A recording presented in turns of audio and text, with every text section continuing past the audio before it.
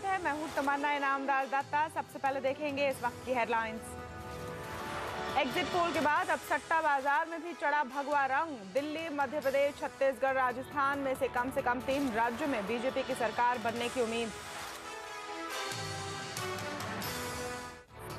कौन जीतेगा दिल्ली का दंगल? देखिए नेटवर्क 18 का एक्सक्लूसिव पोस्ट पोल सर्वे आज रात 9 बजे सिर्फ CNBC आवाज पर। चुनाव नतीजों से पहले बेहद सीमित दायरे में घूमा बाजार। सेंसेक्स निफ्टी फ्लैट बंद, लेकिन मिड कैप शेयरों में दिखी हल्की खरीदारी। पूरी तरह नहीं छटे जेट एतिहाद डील से खतरे के बादल। सुप्रीम कोर्ट ने कहा गड़बड़ी मिली तो सौदा कर देंगे रद्द। गन्ने की कीमत पर विवाद को खत्म करने के लिए सरकार ने दी मिलों को बड़ी राहत। 2 साल तक कर्ज पर नहीं देना होगा कोई ब्याज। ATM की सुरक्षा के लिए बैंक करेंगे ग्राहकों से वसूली। हर ट्रांजैक्शन पर 6 रुपए चार्ज लेने की हो रही है तैयारी। और आगे बढ़ने से पहले आज की बिग स्टोरी पर एक नजर डाल लेते हैं। पिछले दिनों जो मुंबई के कैंपाकोला सोसाइटी में हुआ, उसने सभी फ्लैट मालिकों को डरा दिया। लेकिन ये दिक्कत सिर्फ मुंबई तक सीमित नहीं है। देश के कई दूसरे शहरों में कैंपाकोला सोसाइटी जैसी हालत दूसरी बिल्डिंगों की होने वाली है। हमारा मकसद आपको डराना नहीं है, बस आपको सचेत करना है। CNBC आवाज की खास पड़ताल में सामने आया है कि दिल्ली के आसपास गुड़गांव, गाजियाबाद और नोएडा एक्सटेंशन में कई रिहायशी प्रोजेक्ट्स ऐसे हैं जिनमें कैंपाकोला कॉम्प्लेक्स जैसी ही गड़बड़ी हुई है। सिर्फ अंतर यह है कि यहाँ अभी किसी अथॉरिटी की नजर नहीं पड़ी है, या ये कहें उनकी देखरेख में ही ये सब चल रहा है। इस बिग स्टोरी पर नजर डालेंगे आगे, लेकिन शुरुआत राजनीतिक खबरों से। एग्जिट पोल के बाद अब सट्टा बाजार में भी बीजेपी छा गई है। दिल्ली, मध्य प्रदेश, छत्तीसगढ़ और राजस्थान में से कम 3 राज्यों में सट्टा बाजार बीजेपी की सरकार बनाने की उम्मीद कर रहा है। सट्टे बाजार की पूरी तस्वीर बताने के लिए अब जुड़े हमारे सहयोगी नीरज बाजपाई। नीरज, दिल्ली और राजस्थान में किसकी जीत की उम्मीद की जा रही, किस तरह से सट्टा हो रहा है? देखिए, पूरी तरीके से सट्टे बाजार में भी ये माना जा रहा है कि बीजेपी की सरकारें बन के आ रही हैं और ज़्यादातर इनका ही बोलबाला चल रहा है। इसलिए इनके रेट्स काफ़ी कम है, क्योंकि जीत तक लगभग मानी जा रही है पक्की, इसलिए यहाँ पे कम है।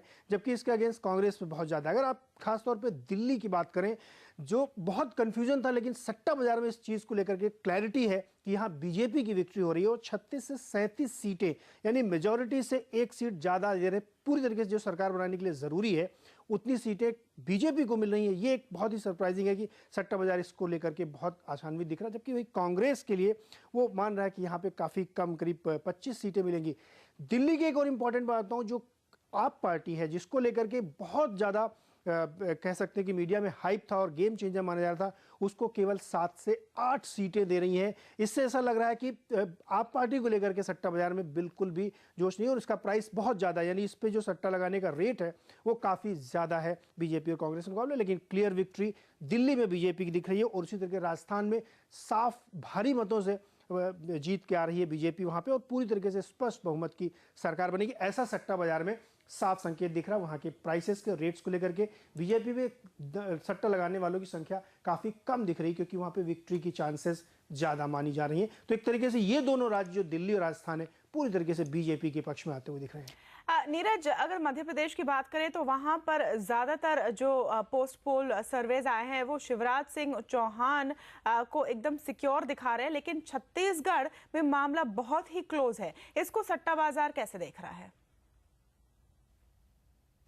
बिल्कुल सही कहा आपने कि मध्य प्रदेश में तो बिल्कुल हैट्रिक के लिए तैयार है शिवराज की सरकार और सट्टे बाजार में इसको लेकर के पूरी तरीके से जो सट्टा लग रहा है आसान्वित है कि वहां पे भी। लेकिन छत्तीसगढ़ बहुत क्रुशियल है और यहाँ पे कांटे की टक्कर दोनों के बीच में है, यानी कांग्रेस और बीजेपी। अगर आपको आंकड़ा बताऊं मैं तो उसमें 40 से 42 सीटें देखिए बीजेपी को वहां दे रहे हैं और 36 से 38, यानी बहुत क्लोज है।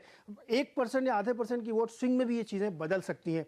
तो यहाँ पे जो पहले का अनुमान थे वैसा ही अनुमान कुछ सट्टा बाजार में भी देखने को मिल रहा है कि छत्तीसगढ़ क्रुशियल स्टेट है, यहाँ पे कुछ भी हो सकता है। और आप देखिए, आप जो दूसरी जो दल है उनके लिए भी काफी जहाँ पे संभावना बनती दिख रही। तो यानी कहीं ना कहीं छत्तीसगढ़ एक रिस्क है, लेकिन मध्य प्रदेश क्लियर विक्ट्री है और शिवराज की हैट्रिक लगेगी, इसलिए वहां का बीजेपी का रेट काफी कम है, या इनफैक्ट कहें तो सट्टा बाजार में इसको लेकर के बहुत एक्साइटमेंट नहीं है। लेकिन जबकि दूसरी तरफ कांग्रेस के लिए जो बीच बीच में पोल में दिखता है कि शायद कहीं से एक मिरेकल हो, उसको लेकर के काफ़ी एक्साइटमेंट है, पैसे लग रहे हैं। लेकिन 3 राज्यों में क्लियर तौर पे बीजेपी की सरकार बनेगी, ऐसा सट्टा बाजार में दिख रहा है। एक में अभी थोड़ा सा डाइसी है, लेकिन ऐसा लग रहा है कि वहां पे भी बीजेपी का एज है। 2-3 सीटें कांग्रेस से वो ज्यादा चल रहे हैं। जी नीरज, शुक्र है सारी जानकारी के लिए। और सट्टा बाजार चाहे जो कहे, दिल्ली में आप एक बड़ी राजनीतिक ताकत बनकर उभर रही है। पोस्ट पोल सर्वे और एग्जिट पोल में उसे 6 से 32 सीटें दी जा रही हैं। वोटों की गिनती के बाद आम आदमी पार्टी को चाहे जितनी भी सीटें मिले, एक अच्छी बात यह होगी कि इसने दिल्ली की जनता को एक विकल्प दे दिया है। पार्टी के नेता योगेंद्र यादव ने हमसे खास बातचीत में कहा कि आम आदमी पार्टी ने कई राजनीतिक मिथक तोड़े हैं। परिणाम वैसे ही रहते हैं जो इस एग्जिट पोल में दिख रहे हैं, तो एक ये छोटा कदम होगा। हमने जो सोचा था और हमारी जो उम्मीद बंधी थी वैसा नहीं होगा, उससे कम होगा, लेकिन एक न्यूनतम चीज हो जाएगी। आज से 1 साल पहले कोई मानता नहीं था कि कांग्रेस और बीजेपी के मुकाबले में कोई तीसरी शक्ति घुस के टिक सकती है, उनके गढ़ में घुस के चुनौती दे सकती है, 2 कोने वाली लड़ाई को त्रिकोणीय बना सकती है और एक पॉलिटिकल वायबल फोर्स बन सकती है। इतना हमने दिखा दिया। कुछ भी और हो ना हो, इतना मैं आपको एश्योर करना चाहता हूं कि हम दिल्ली की रीजनल पार्टी ना हैं, ना बनेंगे, ना ऐसा हमारा कोई भी इरादा है। हमारे लिए दिल्ली केवल एक पहला कदम था, एक महत्वपूर्ण पहला कदम पूरे देश में एक वैकल्पिक राजनीति बनने का। बीजेपी का मानना है कि आम आदमी पार्टी का प्रभाव सिर्फ दिल्ली में है, बाकी देश में उनका असर दिखने में काफी वक्त लग जाएगा। आम आदमी का कोई गांव के अंदर कोई पहचान है या संगठन है या 10 व्यक्ति भी खड़े हो जाए, वैसी मुझे कोई ऐसी हवा भी नहीं दिखी।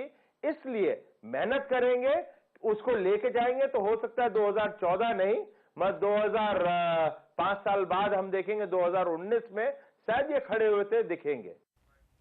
दिल्ली के दिल पर अब कौन सी पार्टी करेगी राज? क्या है पोस्ट पोल सर्वे के नतीजे? कांग्रेस के लिए अब हालात कितने बुरे हैं? आम आदमी पार्टी का प्रभाव बढ़ना क्या संकेत दे रहा है? क्या आम आदमी पार्टी बनेगी बीजेपी के लिए परेशानी का सबब?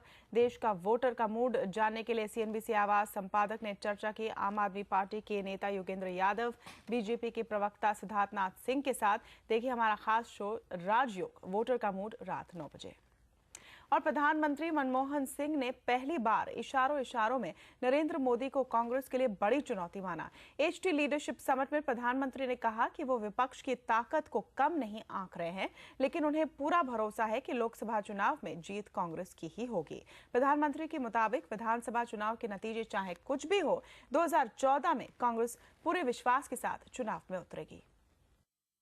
Congress party is going to the elections with the spirit of self-confidence, and that should not be mistaken, whatever may be the outcome of provincial assembly election. And as an organized political party, we cannot underestimate the power of opposition to unsettle the ship of the state. Therefore, I am one of those who take very seriously our opponents. There is no room for complacency. और ATM में सुरक्षा बढ़ाने के नाम पर bank वसूल सकते हैं मोटा चार्ज। पूरी खबर देखेंगे इस ब्रेक के बाद।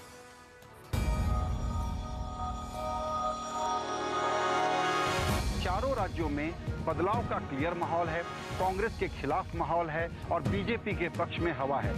रणभूमि के कोलाहल में विजय वही होता है जो शांत और ठंडे दिमाग से काम करता है।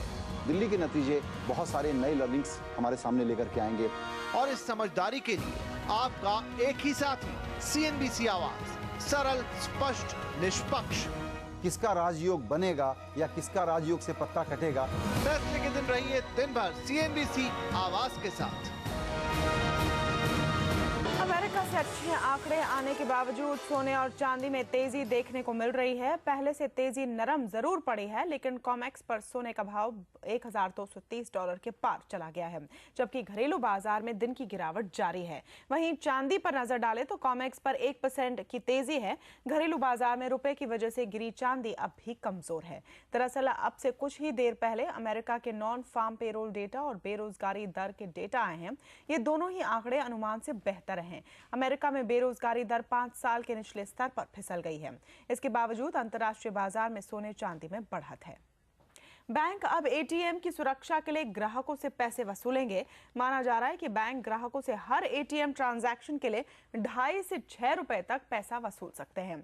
आखिर बैंक क्या सोच रहे हैं और ऐसा क्यों कर रहे हैं, ये जानने के लिए हमारे साथ जुड़े हमारी संवाददाता गोपिका से पूछेंगे। एटीएम से पैसा निकालना महंगा होगा, क्या है अपडेट गोपिका? बैंगलोर के एटीएम हादसे के बाद राज्य सरकारों ने बैंकों से ये कहा है कि एटीएम सिक्योरिटी बढ़ाएं।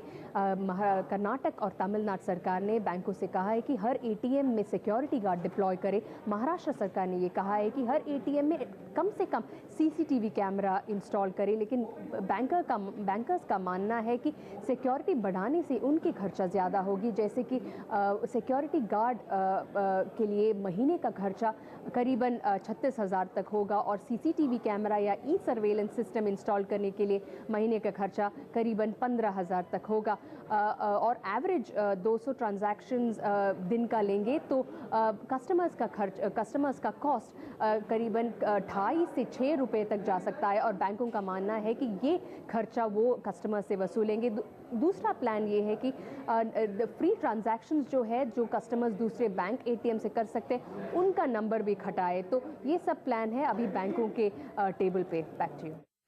शुक्रिया गोपिका सारी जानकारी के लिए। और मुंबई के कैंपकोला हाउसिंग सोसाइटी की तरह दिल्ली एनसीआर में भी बिल्डरों ने ग्राहकों को ठगा। पूरी खबर हमारी एक्सक्लूसिव रिपोर्ट देखिए ब्रेक के बाद।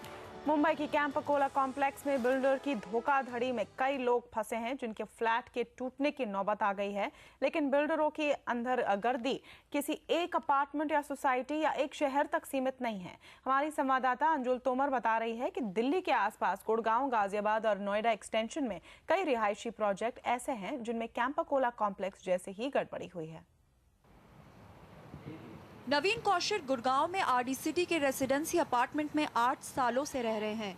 बिल्डर ने ऑक्यूपेशन सर्टिफिकेट 6 महीने में देने का वादा कर उनको घर का कब्जा तो 2005 में दे दिया, लेकिन उनकी बिल्डिंग को ऑक्यूपेशन सर्टिफिकेट आज तक नहीं मिला है।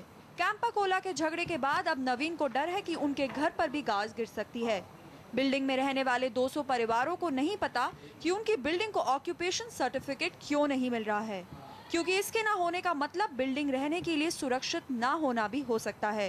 साथ ही उन्हें एफएआर यानी फ्लोर एरिया रेशियो के उल्लंघन का भी खतरा लगता है, क्योंकि 80% कंस्ट्रक्शन 1/3 जमीन पर हो चुका है। इसको देखते हुए वो कोर्ट जाने की तैयारी कर रहे हैं। 7-8 जो कॉम्प्लेक्सेस हैं उन सब के जो एसोसिएशंस हैं वो मिलकर हम सोच रहे हैं कि एक writ petition Punjab, Chandigarh, Haryana high court में हम डालें कि उसमें हम जो लेंगे नंबर 1 कि जो ऑक्यूपेशन सर्टिफिकेट बिल्डर ने नहीं लिया है वो ऑक्यूपेशन सर्टिफिकेट ले after completing all formalities, number 1। Number 2, builder पे गवर्नमेंट क्रिमिनल केस स्टार्ट करें। बीपीटीपी के पार्क लाइफ प्रोजेक्ट में रहने वाली मोनिका सीगन भी ऑक्यूपेशन सर्टिफिकेट को लेकर चिंतित हैं। 3.5 साल से लोग उन 2 टावर्स में रह रहे हैं और उन टावर्स का क्योंकि ऑक्यूपेशन सर्टिफिकेट नहीं है तो कोई इंश्योरेंस नहीं हो सकती, कोई मेंटेनेंस एग्रीमेंट्स नहीं हो सकते। अगर हो तो ये सब इनवैलिड और इलीगल होते हैं। तो in this way it is similar to the Campacola issue that there is no occupation certificate, and secondly जो FAR होता है उससे इन्होंने कुछ 25% ज़्यादा कंस्ट्रक्शन की है। आरडी सिटी और बीपीटीपी की तरह यूनिटेक, डीएलएफ समेत बड़े बड़े बिल्डरों के कई प्रोजेक्ट्स हैं जहां नियम तोड़े गए हैं। ऑक्यूपेशन सर्टिफिकेट और जमीन पर कंस्ट्रक्शन के अनुपात में गड़बड़ी के कई मामले सामने आए हैं। गाजियाबाद और नोएडा एक्सटेंशन में भी ऐसे मामलों की भरमार है। ऑरेंज काउंटी, गौड़ जैसे कई नामी बिल्डरों के प्रोजेक्ट्स भी अटके हुए हैं। सैकड़ों अपार्टमेंट ऐसे हैं जिनके पास कंप्लीशन सर्टिफिकेट नहीं है, जिनके पास फायर का फाइनल एनओसी नहीं है, जिनके पास ऑक्यूपेशन सर्टिफिकेट जो आप कहते हैं वो नहीं है ये, और उन्हें ये पता है कि वो कंप्लीशन सर्टिफिकेट लेने जाएंगे तो ये सबसे बड़ा प्रॉब्लम आएगा कि वो जो फ्लैट उन्होंने गलत बनाए हैं, जहां लोग रह रहे हैं ऑलरेडी, उनको कैसे हटाया जाएगा और कैसे उसका कंप्लीशन सर्टिफिकेट डेवलपमेंट अथॉरिटी देगी। बिल्डरों का कहना है कि गलती केवल उनकी नहीं सरकार की भी है। आप आइए इंस्पेक्ट करिए कि अगर हम नॉर्म के हिसाब से बना रहे हैं और हमारा कंप्लीशन पार्ट भी हुआ तो पार्ट कंप्लीशन दीजिए, हमें ऑक्यूपेंसी को अलाउ करिए और बाकी सर्विसेज को भी आप दीजिए हमें। तो ओनर्स मैं ये नहीं कहता कि सिर्फ डेवलपर पे जाता है, डेवलपर की भी गलतियाँ होती है, मैं उसको एग्री करता हूँ, लेकिन जहाँ पे बिल्डिंग कंप्लीट हो गई, सारे सिस्टम्स प्लेस में हो गए और कंज्यूमर का पैसा जा रहा है, तो आप क्यों नहीं उसको अलाउ करते? 2 महीने पहले गाजियाबाद डेवलपमेंट अथॉरिटी ने आम्रपाली समेत 100 बिल्डरों को नोटिस भेजा था कि 15 दिन में कंप्लीशन सर्टिफिकेट ले लें, लेकिन अभी तक कंपनी के खिलाफ कड़ी कार्रवाई नहीं हुई है। उधर गुड़गांव में इक्का दुक्का बिल्डर का लाइसेंस ही रद्द हुआ है, लेकिन आम रेसिडेंट्स का कहना है कि रसूखदार बिल्डर को कोई पूछने वाला नहीं है।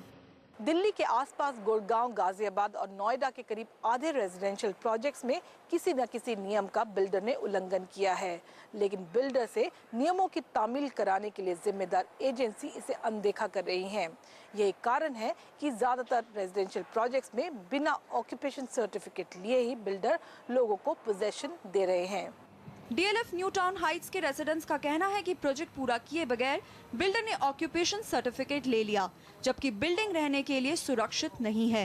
गवर्नमेंट ऑफिशियल्स हैं जिनको सैलरी हमारे टैक्स के पैसे से दी जा रही है, ये उनकी ड्यूटी है टू इंश्योर करें कि कोई भी बिल्डिंग इलीगली बने ना, उसके सारे अप्रूवल्स हो और कॉन्ट्रैक्ट जो साइन हो रहा हो वो लीगल हो, ताकि एज अ कस्टमर जब मैंने पूरा पैसा दे दिया, अपना टैक्स भर दिया, तो मेरे को ये श्योरिटी हो कि जिस घर में मैं रह रहा हूँ वो कल टूटेगा नहीं।